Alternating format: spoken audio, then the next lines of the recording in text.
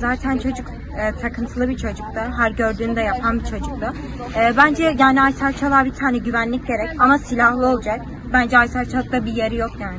Kahramanmaraş'ın 12 Şubat ilçesindeki Aysel Çalık Ortaokulu'nda yaşanan silahlı saldırının ardından aynı okulda öğrenim gören bir öğrenci saldırgan hakkında dikkat çeken ifadeler kullandı.